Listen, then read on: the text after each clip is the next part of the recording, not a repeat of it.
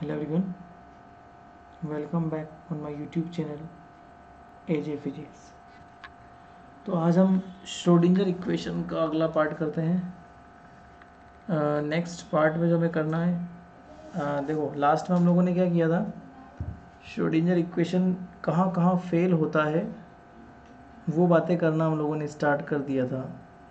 Failure of Schrodinger equation, जहाँ पर हम लोगों ने देखा था कि नेगेटिव प्रोबेबिलिटी डेंसिटी जो है ना, वो श्रोडिंगर नहीं समझा पाया था।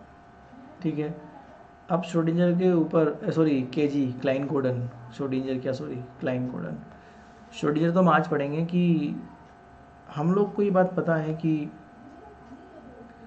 केजी इक्वेशन जो है वो श्रोडिंगर का रिलेटिविस्टिक फॉर्म है। बट कभी कभी ऐसा सवाल भी आता है आपके एग्ज़ाम में कि केजी इक्वेशन का नॉन रिलेटिविस्टिक फॉर्म जो है वो श्रोडिंगर इक्वेशन है कि नहीं है, ये आपको प्रूव करना होता है।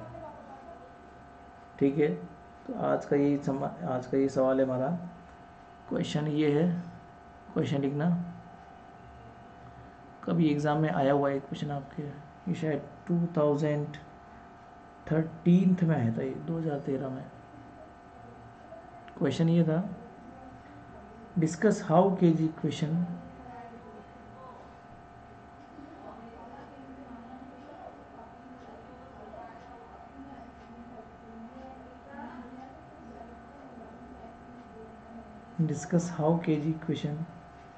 in relativistic energy in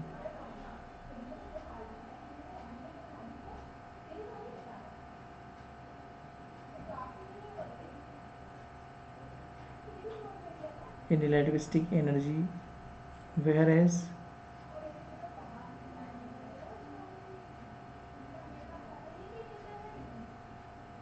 Schrödinger equation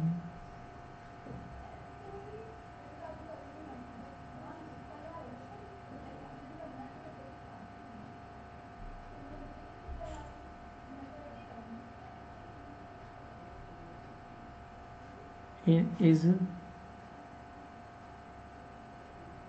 यहाँ लिखो इज, मतलब केजी इक्वेशन रिलेटिविस्टिक में होती है और Schrodinger equation is non relativistic.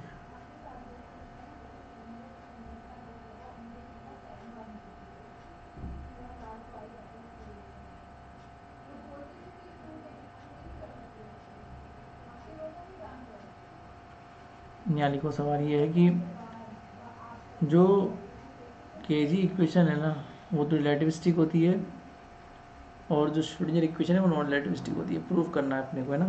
कैसे करेंगे प्रूफ, चलिए।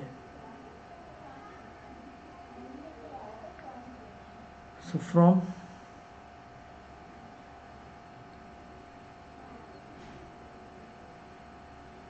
केजी इक्वेशन ये होती है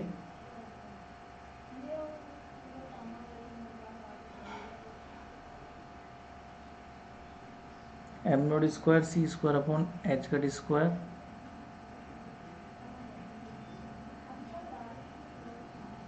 बराबर 0। Equation number 1। अब ये टाइम डिपेंडेंट फंक्शन है, हम ये मान लेते हैं कि वेयर साइन आर टी बराबर फाई आर,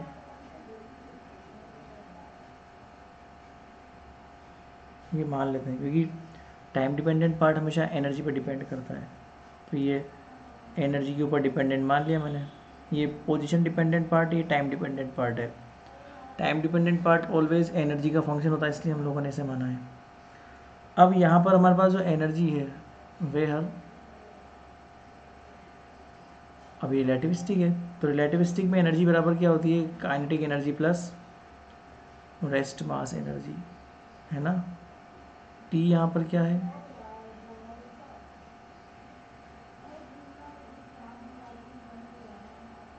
ये है rest mass energy.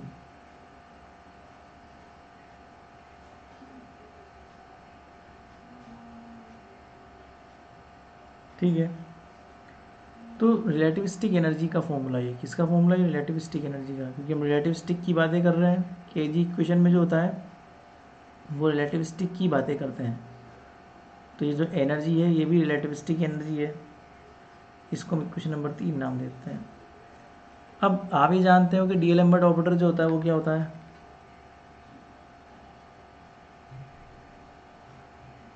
del 2 minus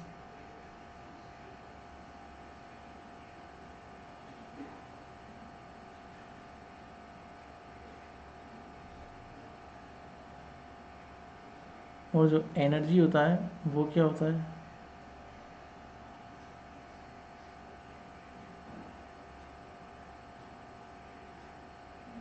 equation number. अब इसमें से आप डेल अपॉन डेल टी निकाल सकते हो आराम से, बराबर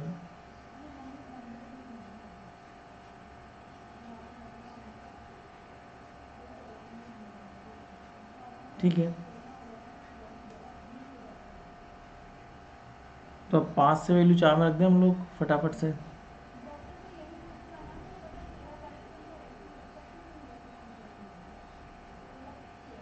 पाँच से 4 में वैल्यू पुट करते हैं, ठीक है। तो कितना हो जाएगा हमारे पास, 5 से 4 वैल्यू पुट करने पे बराबर del 2 minus,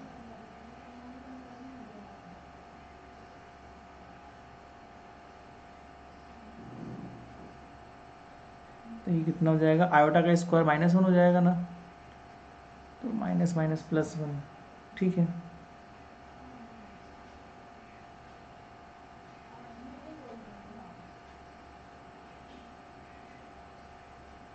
E square equation number 6। अब अगर मैं इक्वेशन नंबर 3 से वैल्यू को उठा के और 6 में पुट कर दूँ तो कैसा रहेगा, 3 नंबर से उठा के वैल्यू 6 में पुट कर दूँ तो डीएलएम्बर्ट कैसा हो जाएगा मेरे पास, Laplacian operator plus E square, मतलब इसका होल स्क्वायर हो जाएगा। अब होल स्क्वायर जब खुलेगा तो ऑब्वियस सी बात है 3 टर्म बनती है, तो पहली टर्म तो हो जाएगी ए स्क्वायर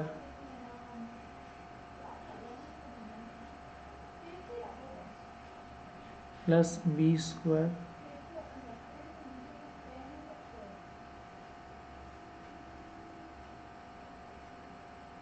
प्लस 2ab।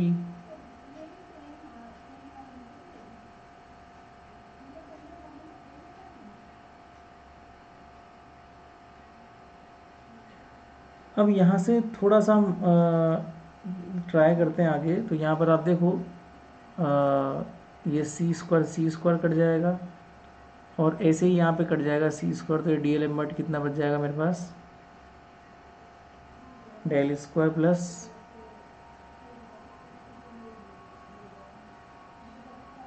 यहाँ पर भी देखो, यहाँ सी की पावर 4 है और ये सी की पावर 2 है, तो सी की पावर 4 से सी की पावर 2 कैंसिल आउट होगा, तो यहाँ एम नॉट स्क्वायर सी की पावर 2 अपॉन, और यहाँ कितना बचेगा 2t,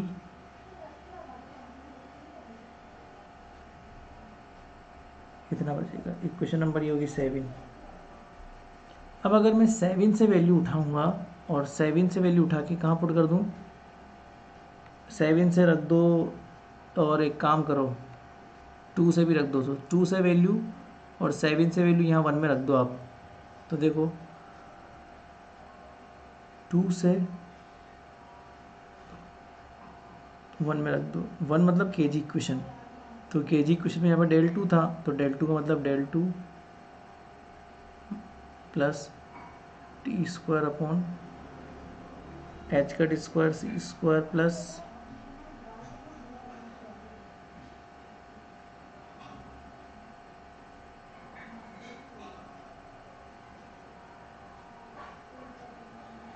ये डी एल एम्बर्ट की, फिर माइनस और क्या लिखा हुआ है यहाँ पे आगे देखना, m naught square c square upon h cut square, तो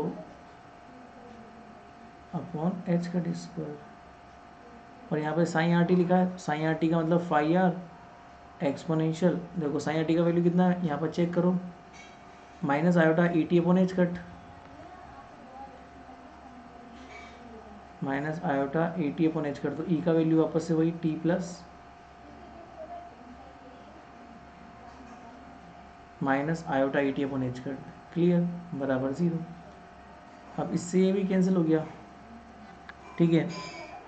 अब यहाँ पर बहुत सिंपल सी चीज़ है कि रिलेटिविस्टिक की हम लोगों ने जब बातें करी तो कोई दिक्कत नहीं, बट अब नॉन रिलेटिविस्टिक की बातें हम करते हैं ना, सो इन नॉन रिलेटिविस्टिक में क्या होता है कि पार्टिकल बहुत धीरे भागता है, तो पार्टिकल की वेलोसिटी जो है ना वो लाइट वेलोसिटी से बहुत कम होती है। पार्टिकल अगर धीरे भागेगा तो ऑब्वियस सी बात है उसकी काइनेटिक एनर्जी बहुत कम हो जाएगी, तो काइनेटिक एनर्जी भी सी स्क्वायर से बहुत कम होती है। तो अल्टीमेटली टी स्क्वायर अपॉन सी स्क्वायर का वैल्यू 1 से बहुत कम होता है। तो इस चीज़ के करने से ये जो टर्म होती है ना ये बहुत छोटी पड़ जाती है और इसको हम नेग्लिजिबल मान लेते हैं। और इसी चीज़ को आप जब ध्यान रखेंगे तो आगे जो है आपका वेव फंक्शन कुछ ऐसा बन जाएगा, लाइक इसको तो आप साइन लिख दो, कोई दिक्कत वाली बात नहीं है, चलेगा। पर हाँ, अब यहाँ साइन लिखते वक्त एक बार याद रखना, काइनेटिक एनर्जी जो है ना ये नेग्लिजिबल हो जाएगी, तो केवल iota m c square upon h cut या फिर एनर्जी आ जाएगी। और वो जो एनर्जी है वो नॉन रिलेटिविस्टिक एनर्जी कहलाएगी, ये वाली एनर्जी ना। तो यहाँ कितना कितना बच गया हमारे पास, यहाँ बच गया डेल टू, यहाँ बच गया 2t,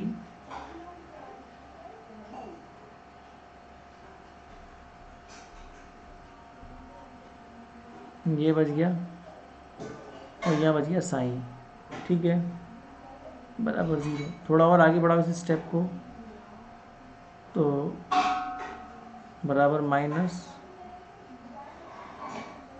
2t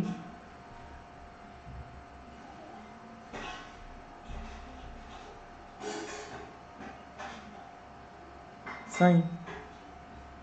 अब यहाँ पे आप जो है t को अकेला कर लो और बाकी सब इधर पे तो माइनस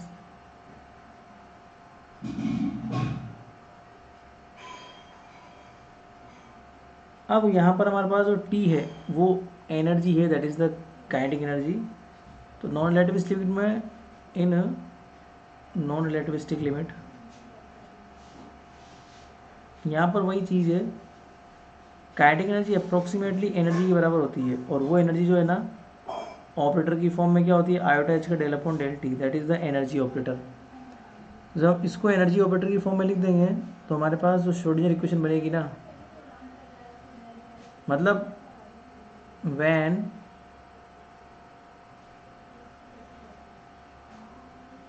पोटेंशियल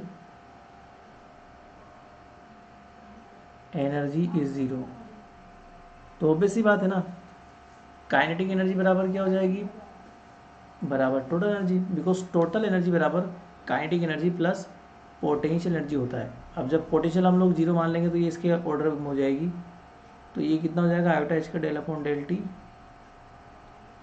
और यही तो हमारी श्रोडिंगर इक्वेशन होती है। इसका मतलब ये है कि in non relativistic limit Schrodinger equation work करती है, और in relativistic limit Klein Gordon equation work करती है। यही चीज़ आपको प्रूफ करनी थी कि रिलेटिविस्टिक में क्लाइन गॉर्डन वर्क करती है और नॉन रिलेटिविस्टिक में श्रोडिंगर इक्वेशन वर्क करती है, और यही हम लोगों ने प्रूफ कर दिया, ठीक है। यहाँ लिख लो, this is the required non relativistic Schrodinger equation.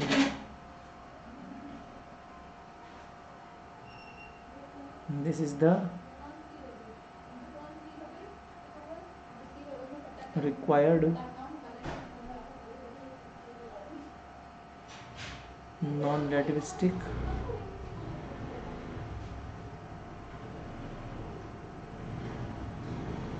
Schrodinger equation, ठीक है ना, आई बात समझ में। अब सुनो, बहुत सिंपल सी बात है कि आप ये बात समझें यहाँ पे कि आपको अगर नहीं याद हो, मैं आपको थोड़ा रिवीजन करवा दूँ। एच साइन बराबर ऐसा ही होता है, एच बराबर क्या होता है, p square upon 2m plus v, है ना, याद है। अब मैंने यहाँ कंडीशन क्या लगा दी, पोटेंशियल बराबर 0 है और P बराबर क्या होता है minus iota h cut minus, और 3D में बात तो माइनस आयोटा एच कट और डेल होता है ना, कुछ याद हो तो फिर यहाँ वैल्यू पुट कर तो माइनस आयोटा एच कट का होल स्क्वायर फिर del 2 upon 2m plus 0 psi बराबर ई साइन, आगे याद। तो यही तो होती है श्रोडिंगर इक्वेशन, है ना। तो minus h cut square upon 2m del 2 psi बराबर ई का वैल्यू आयोटा एच का डेल अपॉन डेल टी, खत्म काम। वही श्रोडिंगर इक्वेशन यहाँ मैंने प्रूव कर दी। तो ये श्रोडिंगर इक्वेशन है, कब, जब पोटेंशियल बराबर 0 हो। तो यही आपको प्रूव करना था कि रिलेटिविस्टिक में जो है वो केजी इक्वेशन वर्क करती है और नॉन रिलेटिविस्टिक में श्रोडिंगर इक्वेशन वर्क करती है। ये आपका सवाल था आज का। सो discuss how the relativistic case और नॉन रिलेटिविस्टिक में वो क्या बन जाती है, श्रोडिंगर इक्वेशन। तो ये भी एक सवाल आपके एग्ज़ाम में आया था, तो उसको आपको इस तरीके से प्रूफ करना था, ठीक है ना। आसान सवाल है, कोई इतना डिफिकल्ट नहीं है, आराम से इसको प्रूफ कर सकते हो, ठीक है। चलिए अब कल केजी इक्वेशन का लास्ट दिन होगा, कल मैं आपको केजी इक्वेशन का जो सवाल है वो भी करवा दूंगा। तो कल आपकी केजी इक्वेशन ख़त्म हो जाएगी।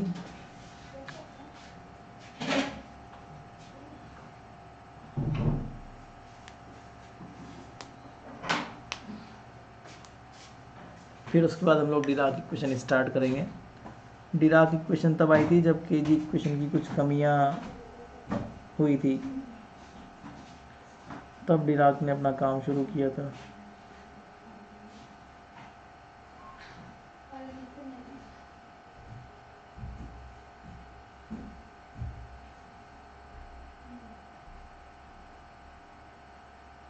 चलिए कल मिलते हैं, बाय बाय।